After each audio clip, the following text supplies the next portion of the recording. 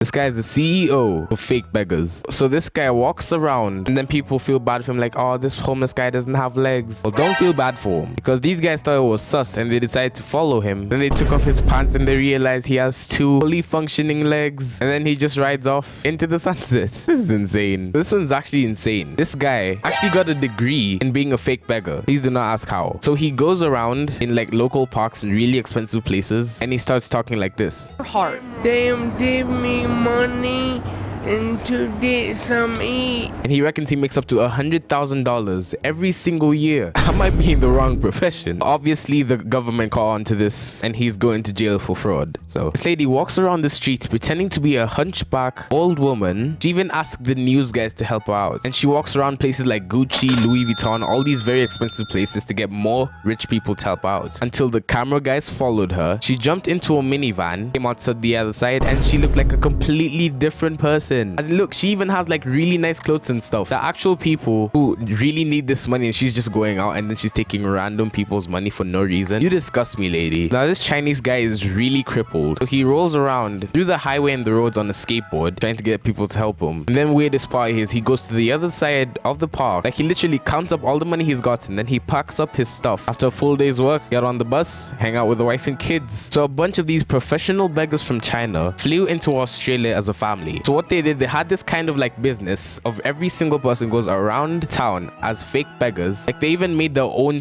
clothes to make it look even more real. They were running the whole entire business from this. They got in hundreds of thousands of dollars every single month, which is insane. Luckily, the Australian government caught onto them and now they're being sent back home. This one definitely tops the list. So this guy is a beggar in Dubai. So he walks up to cars, he asks people for money and there's like, sorry, we don't have money. He's like, don't worry, sir. And then he brings out an ATM credit card machine so he can swipe the credit card and he gets up to $70,000 every month. Okay, I can actually believe this because there are a lot of rich people in Dubai. But this guy has no shame. I mean, seriously. So this one starts out as these guys found a veteran on the street and then, you know, they put him in their house, made them live with them, and then they also opened a GoFundMe account for him and they ended up making $400,000 for him. So you guys obviously know what happened after this. So they gave him 70 grand and then they used all the rest of the money to go out for vacations in Vegas, the Grand Canyon, go to all these places, and they're using all the money for the GoFundMe account. If you get money for a GoFundMe account for someone, you give them all the money. Don't just take the money and like, hey, let's go out to holiday in Vegas and all those types of stuff. It's his money,